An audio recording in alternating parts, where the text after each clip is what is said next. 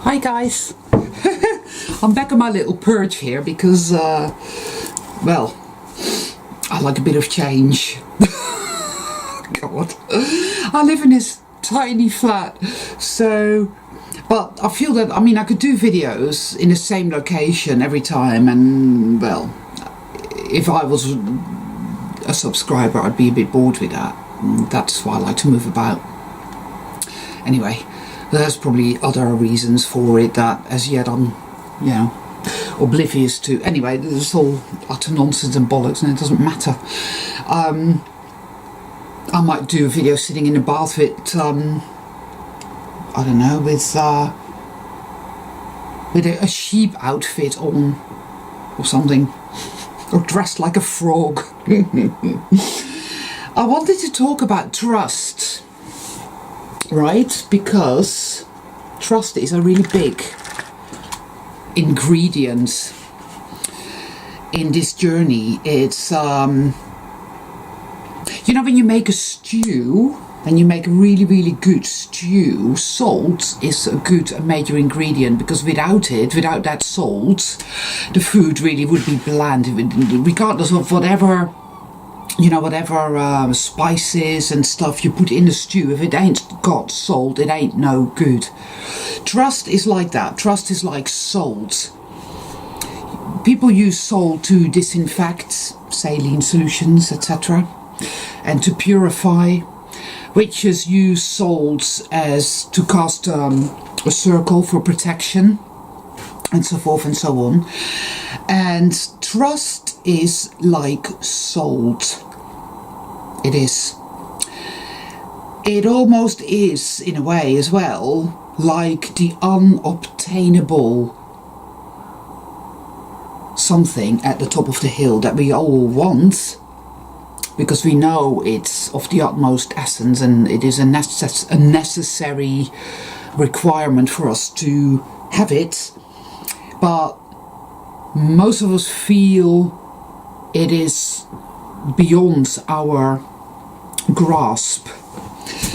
The reason for that, I feel, is obviously, again, there's multi-layered, but from my own experience, and that at the end of the day is all I know, is that, of course, we've been very abused. We have been in a gaslighty, manipulative, nasty shit, violent, brutal shit world experience, quest, nightmare, whatever, for many years, and it's all we've known. And so we have the shadow mind. I call it the shadow mind because it always seems to me we have two minds. We have the part of us that the part of the mind that is of the light, that knows what's going on, that is in the light with our intuition. And then we have the shadow mind, which is the mind of our dark side, our shadow, our fragmented self, our wounded self. And that part of our being runs a risk assessment operation 24/7. It does not trust. It expects to be fucked with, as well it would, right? Considering what we've been through. It expects the worst, always. So anything goes wrong, it immediately jumps in there and it says, oh my God, we're all fucked now, we're doomed, this is going to happen, that's going to happen, and it's always the very, very worst, right? You have a pain in your ear and it means that you've got brain cancer. Do you know what I mean? That sort of thing. And yeah, it sounds funny, but really it isn't. It's a form of self-punishment. But that part of us, that part of our brain, our mind, that shadow mind is the part that has been our compass, I guess, for many years. If you look at other people around you, and if you look at the world around you, you'll see that other people are guided by that all the time. It guides everything they do. It defines what they think, how they act, where they go, what they do. It's all judge. Oh, look at her, ooh, and and each self-judgment, And it's always expecting the worst and being angry and being at war with itself and with the world and with other people. It is war consciousness, and it's resistance consciousness, and it's fear and hatred, rage and all of that. Because we come into this world, that is what we're given and that is what we think reality is, and so we have to develop this part of the self in order to cope with that, to be with that. So now in the awakening, we are moving away from that and into a new consciousness, right? Hell consciousness, love consciousness, miracle consciousness. Now that ultimately is the journey, and that is where heaven on earth, or the reset, or going home, or whatever comes from, you see, because we have been in hell, this is what we've known, and that is what that is about. We don't trust, we're full of fear, we expect the worst, because that's always going to happen, and it's, as long as we stay in the dark, in fear, and expect the worst, then at least we won't be betrayed. Betrayal won't happen then, because at least we've always expected the worst and then we'll get the worst, and so, you know, okay, that's the way it has to be, rather than going into the light with trust, saying, okay, well, I sense that everything is going to work out, I'm going to go with that, I'm going to let go. Oh, and then something terrible happens, and that shows then that you've been betrayed and all that. I mean, I did a video not long ago about fear and whatnot, wandering around this old graveyard. And this is more or less the same, I suppose, but in a different way, because fear has kept us a prisoner, totally, choking the fucking life out of us for all our life, right? And trust and releasing and letting go and trusting is the new way of being, and it will allow us to manifest and be filled with the magic of love. It will help us to become more and more powerful and to achieve this great healing, inner and outer. And that is what is happening now. This moving from the darkness into the light. But I wanted to go into it a little bit more. And again, I feel really rambly. And again, I have that feeling of, I just sat down to do a video and now all of a sudden I'm really confused. It's almost as if something doesn't want me to do these videos. I sometimes feel that way. It's almost a bit sabotagey, because I feel a bit fugue again. And yet again, I'll sit there and I think, you know what, fuck it, I'm just going to do it anyway. Fear is a sickness. And it's a sabotage mechanism. Because if we choose fear, which we do because we are afraid, catch-22, crazy, isn't it? It's like, okay, well, I better stay with that, because then at least I won't be disappointed. I better expect the worst, and then if it happens, then at least I'll be prepared. Because by staying in that mechanism, the constant risk assessment mechanism, we cannot heal if we stay in that place. We have to allow ourselves to move out of that by, but oh, it's very, very, very, very, very difficult. It feels very unsafe to do that. It feels incredibly terrifying to practice surrender, to practice letting go. I know this. It's like, you can't let go, you can't surrender, because the minute you do that, this great big fist is going to come out of the sky and it's going to pulverize you. It's going to utterly destroy you. You can't let go. You've got to stay with the fear. The fear will keep you safe. You cannot trust love. And so there is this mechanism, you know, this is the mechanism at the center of it all, and it's why so many of us have such trouble moving away from the old way of being into the new way of being, which is flow. Now, something happened to me this morning that is yet again, synchronistically, showing me what's what with that. I had a doctor's appointment this morning at 9 o'clock.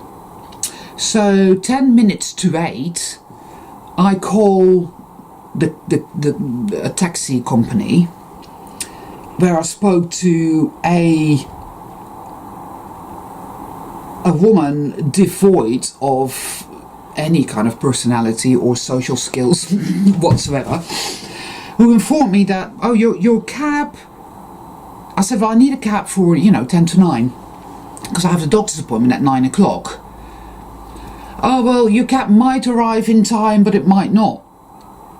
So I said to her, well, that does not inspire me to order a taxi from you. How can you run a business like that? What ludicrousy is this? Oh, your cab may arrive, or it may be late, or it may not arrive at all. Whatever. I was like, what the fuck? Anyway, she then changed her tag and said, oh no, it will be in time. And I said, well, as long as you can promise that, yeah, it's fine, it'll be in time. Okay, fine. So I should have called another cab, but I didn't. Something said, it'll be okay. So I left it. So 9 o'clock arrives, 9:05 arrives. I should be in the doctor's office in the waiting room by now, but I'm not. I'm still here waiting for a taxi to arrive, so I'm calling them and I speak to the same woman saying, where's my taxi? Well, I did tell you, it may not be on time. At this moment, I'm like thinking, I want to know where you live, sort of thing. I'm getting more and more upset, more and more riled. But there's a part of me thinking, you don't need to be upset. Everything will work out, you'll see. Everything will work out, but I'm not going with that, you see. I'm choosing to go with the dark side, Cab arrives 20 minutes past 9. Yes, it does. We're driven by this guy. He looks like one of the Mitchell brothers from EastEnders. They always do, don't they? And I just... Anyway, I went like that, and he went, and it was all like that. Anyway, I get to the doctor's office. It turns out that everything is running late, everything's fine, no problem whatsoever. Just before I walk into the doctor's office, I look to my right, and there's a big fan passing on the road, and it says, "You can trust," on the side of it in big letters, yellow letters. You can trust. There was never a problem at all. All the computers had crashed, so I would have just had to sit in the waiting room reading Hello magazine, and whatnot, and I always hate sitting in that waiting room. It is not a good place to be as far as negative energy is. So I actually was much better off just waiting for a taxi and not getting upset and trusting my intuition, which told me everything's fine. It may look as if everything is totally fucked and gone tits up, but everything is fine. Chill out, Anika. Trust. It's safe to let go. But no, any of that. Because I'm so used to having to be at war with everything and fight to get what I need. And then most of the time I'm not even getting it. That's all most of us have known. For most of us, life has been a struggle. We know this. That is what we know, isn't it? Struggle. And that is what we're comfortable with. Our entire system knows struggle. So to choose trust is hard, and it requires us to practice over and over again, and it requires great amounts of patience. I am not the most patient person. No, I'm not. I have a lot of Aries in my chart, and I want it yesterday rather than, I don't have a lot of patience, so it's not easy for me. But I'm getting the hang of it little by little, and it's little things like that, the story I've just told you, that show me that everything is truly okay. That, yes, we are not of this world at all. We are in it. And we have been through a shitload of nastiness. And it's made us very PTSD-esque. and we're still full of fear. Trusting isn't about an absence of fear or an absence of doubt. It is not. That is all energetic. These are energetic blockages or implants or programs or beliefs or whatever you want to call them, right? They're there and obstructing the natural flow of our beauty and our brilliance and our creativity. And all that is being purged out and alchemized now. We know this because that is why we feel shit, because it's the Herxheimer reaction, it's the healing crisis that I've talked about. Trust is something that we choose. Remember when I talked about integrity, purity of and integrity of intention. It is the intention to trust. It is the intention to keep focusing on letting go, on trusting, because deep down we know, our intuition is telling us things are going to be okay. Yes, you are in this world. Yes, you are awakening and awakening and awakening. Yes, you are seeing. Oh my God. You are panicking. You are afraid. You are schisming. You're in pain, physically, mentally, emotionally. But you are also protected, you are also guided, you are also loved, you are also growing and cultivating and becoming. This is all valuable stuff, people. It is very, very potent, valuable energy, and it's good. So, trust is not necessarily something we feel as yet. It's something we choose. We choose to trust. Just a little bit is enough. Okay, and we go with that. Just a little bit, okay. And the synchronicity, the Great Mother, it is her language, will tell us over and over and over again that it's safe to trust, because things do have a habit of working out. They do. Shit happens catalytically. I mean, the reason for my doctor's visit is one of those catalysts. You know, it's physical problems, physical ailments, all kinds. It's all part of the healing crisis, and it's all energetic. Sometimes, you know, I go and see the doctor, and 9 out of 10 times, in fact, I find that it's been a complete waste of time going to see the doctor, because it always resolves by itself. I hope this time it will be the same. My intuition is telling me that it will, but my shadow mind is going, oh my God, oh my God, oh my God, oh, oh, oh. You see what I mean, all right? So a piggy in the middle, it's like being in no man's land in World War One, you know, like the good guys are behind you and the bad guys are over there and you're in the middle, and it's like, it's a bit like that. I'm not saying that there were good guys and bad guys in World War One. There were just idiots who went to fight a war on behalf of the fucking evil ones, but you know, that's another story.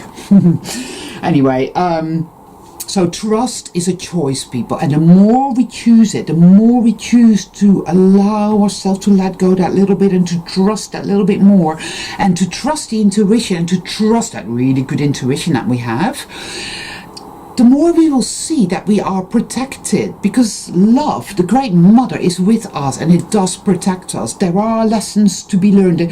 This is a journey of degrees, moving into the light and into our true self and into our power and into our abilities of manifesting and creating by degrees. It doesn't happen just like that, because it's a quest, remember, it's an adventure.